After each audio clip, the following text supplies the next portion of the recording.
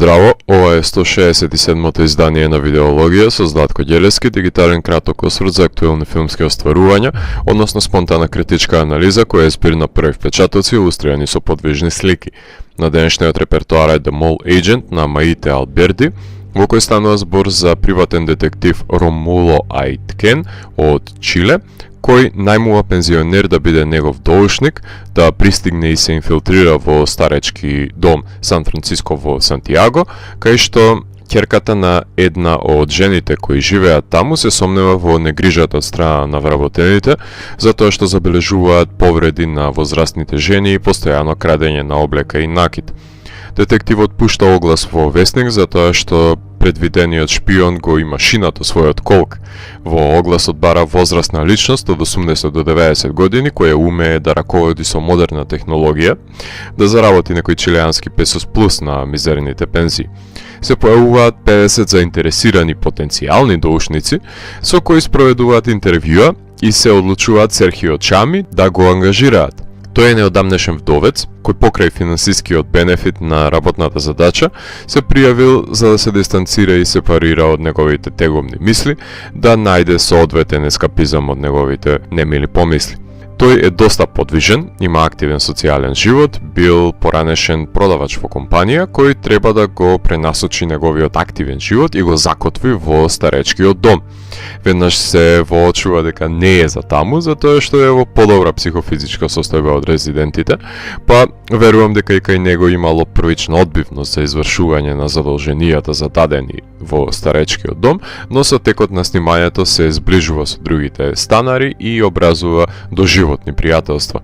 Тука ќе го паузирам излегувањето за инволвирањето на Серхио во домот и го премотам случувањето со еден флешбек за маниризмот во кој се приоѓа на снимањето на делото. Имено режисерката се обидува да ги искористи филмските тропи на ноар жанрот со помош на соработката со детективот која била воспоставена од претходно. Најпрвин бил зацртан да се сними документарен филм кој ќе го обелодени криминогеното делување во домот за стари лица, да се сними филм пред се за животот и работата на приватниот детектив и неговото решавање на случаите, со оглед на тоа што обсервациониот документаризам се поклопува со детективската работа, затоа што бара трпение и наблюдувачко око, карактеристика на секој добар документарист, кој во случајот на режисерката Маите мора внимателно да наблюдува и со трпение да ја согледа рутината на субјектите за да може да ја улови на камера. Иако отпочнува со намера да сними шпионски детективски филм во кој кинематограферот Павло Валдес ќе ги искористи ролетните во канцелариите и си поигра со силниот контраст во затемнетите простории, кога Серхио ќе ги споделува рапортите, снимателската екипа нема пристап да монтира светло во старечкиот дом, па затоа снимаат преку ден, штом започне да се манифестира хуманата димензија која произлегува од корелацијата помеѓу Серхио и пензионерките, делото од домените на ноар филмот преминува во мелодрама која е исполнета со роман за пријателство и хуманост. Уште од првиот кадар можеме да ги забележиме сите потребни докази за конструирање на премисата на делото, невара Хичкок прави пен во Rear Window, но за детално да се доближи филмската екипа до работењето на старечкиот дом, мора да се договори со раководните дека имаат намера да снимаат во ентериерите на домот, барајќи ја нивната дозвола за таа намена, со потпишување на согласност од вработените и од пензионерките за искористување на снимките. Не е доволна само фотографијата од Тони Монтана во канцеларијата на детективот.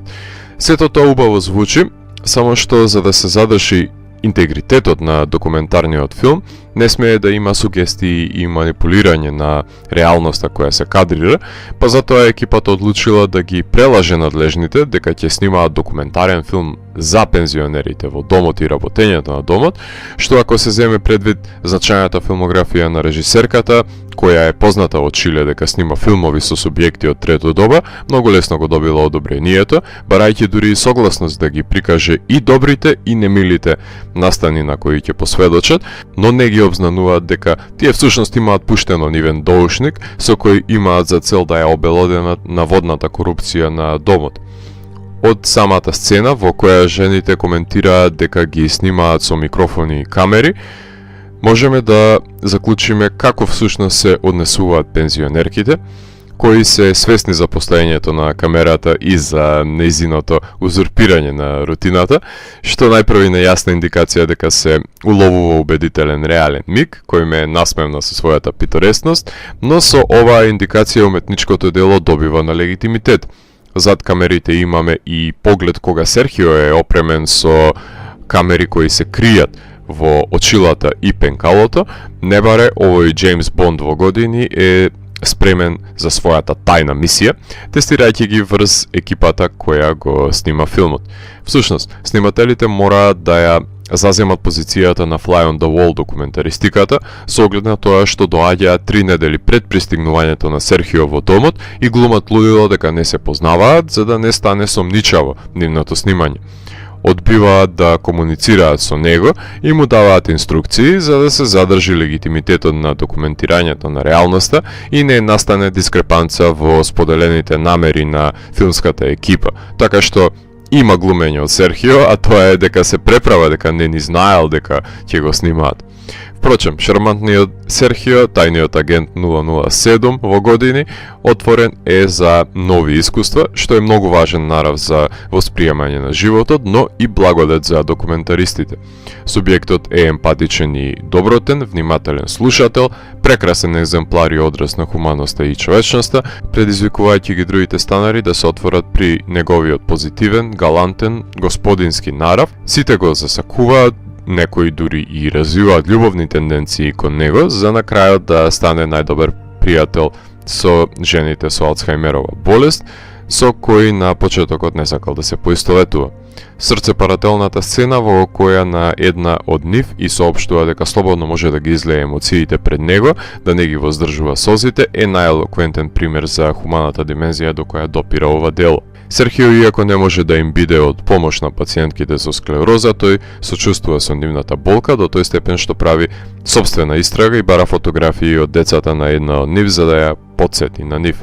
Пензионерите во Чиле представуваат изолирана група на луѓе кои зависат од милостината на останатите во општеството, затоа што не се повеќе активен дел од него, туку се ефемерни, занемарени и заборавени. Секојдневно се соочуваат со стисокот на самотијата, неретко деморализирани, ако веќе не е доволна борбата со накотените болести кои упорно се обидуваат да им ги колабираат организмите.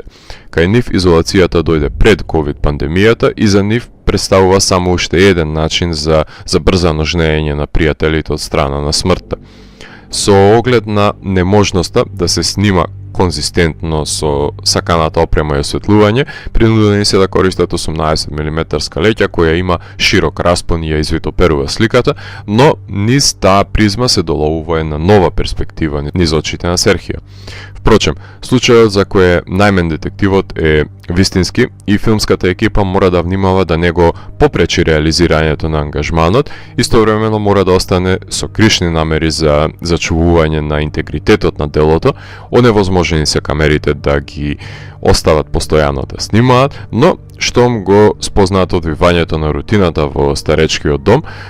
предпоставувајќи дека ако ја позиционираат на одредена локација камерата неколку часови, постои голема можност да се улови некоја значајнска сцена. Во престојот од 4 месеци успеваат да снимат 300 часови на филмски материјал. Тоа значи дека монтажата на Каролина Сиракијан е пресудна за создавање на играната структура на филмот, со оглед на тоа што имаат мноштво на патеки кои може да изберат да ги следат, затоа што многу субјекти и нивните интеракции може да се земат предвид во секвенционирањето, иако верувам дека само тогаш имале простор да го манипулираат времето, затоа што Серхио не ми изгледа на човек кој многу лесно се справува со технологијата. Холандскиот композитор на Боргман, Винсент ван Вармердам, ги вметнува неговите музички композиции за засилување на емоциите од една страна и од друга ја постигнува намената да биде постојан потсетник на реферираните ноар елементи, во што успева да ги преточи во нота двата круцијални чинители на драматуршкото дејствие, наместо да им противречи. Маите Алберти е режисерка која има големо искуство во режирање на документарни филмови, започнувајќи ја кариерата со спасувачот на плажата во Ел Салвавидас во 2011 година, потоа долувувајќи ги немирите во Чиле по претседателските избори во пропаганда од 2014 година, соочувајќи се со пријателството на двете возрастни жени, кои се гледаат секој месец од средно училиште до денес во Лауанс од истата година, потоа снимајќи го филмот за луѓе со Даунов синдром, кои имаат 40 годишно пријателство во The Grown Ups од 2016 година, за да учествува во чилијанската антологија во која беше приложено доаѓањето на католичкиот папа во Чиле, додека се наоѓа државата во религиозна криза во Диос од 2019 година. Маите знае како да се справи со режирање на терен, односно во старинските домови, кај што се соочува со плејада на ликови од претходните остварувања кои биле подготовка за работењето на новото. Пријателството е круцијално начело во сите нејзини дела. Пред да ја добие својата премиера на Санденс, Маите им соопштува на одговорните од домот за стари лица дека тие не го снимиле филмот за кој се договориле, дека ќе го снимаат, туку дека имаат дојдено со намера да го осветлат корумпираното работење, да изнесат скандал на површина, меѓутоа, што му тврдиле дека нема корупција, кај режисерката се јавила моралната дилема, па затоа ја споделува вистината со луѓето, чија што кооперација и добра волја ја имаат злоупотребено. Тука лежи еден од големите проблеми кои се однесува на моралната исправност за приложувањето на снимениот материјал со лажни намери, кај што треба да се потпреме на неманипулативноста на режисерката, дека нема скриптираност, инструкции и глума, што секогаш ќе биде доведено во прашање кога документарниот филм изгледа толку неверојатно, затоа што реалноста знае да биде почудна од фикција. Иако епилогот е антиклимактичен и преминот од ноар жанрот нема да биде посечив вкус, Серхио посочува дека клиентот треба да си ја види својата мајка и да покаже интерес за неа, иако немаме поим кој е клиентот. Доколку предпоставените се корумпирани злоупотребувачи, колкави се шансите да добие дозвола за снимање маите, беше прашањето кое ме мачеше додека траеше филмот, затоа што ја добива севкупната погодност да ги постави камерите кај што сака. Во спротивно би се соочила со гигантни тешкоти за реализирање на филмот. Филмот играше и на Карлови Вари, до Кавив, Цирих, Варшава, Берген, Бусан, Стокхолм, закитувајќи се и со награди во Сан Себастијан, станувајќи чилијански представник за интернационален Оскар, кој успеа да заврши на кратката листа, барем во мигот кога ви ја споделувам рецензијава, може би ќе има и додатни успеси во иднина. Морам да потенцирам дека уделот кој што го остави Ханиленд врз светската кинематографија е огромен, затоа што најпрвен светот беше зачуден како е можно да се сними таков филм тука, а потоа го земаа како позитивен пример за промовирање на сопствената кинематографија и голем број на држави најпрвен се одлучија документарен филм да ја представува државата во категоријата за интернационален Оскар, надевајќи се дека нивните документарни филмови, кои исто како и Ханилен, ќе имаат толку неверојатна приказна, што би делувале како да се скриптирани со драматуршка структура на игран филм. The Mole Agent не е најквалитетниот филм кој ги исполнува овие високи критериуми оваа година, кој ги постави Мене на земја. Тоа е романскиот представник Колектив, тренд кој го продолжува и бразилскиот Бабенко, Tell Me When I Die, италијанскиот Notturno, луксембуршкиот River Tales, како и венецуелскиот Once Upon a Time in Venezuela.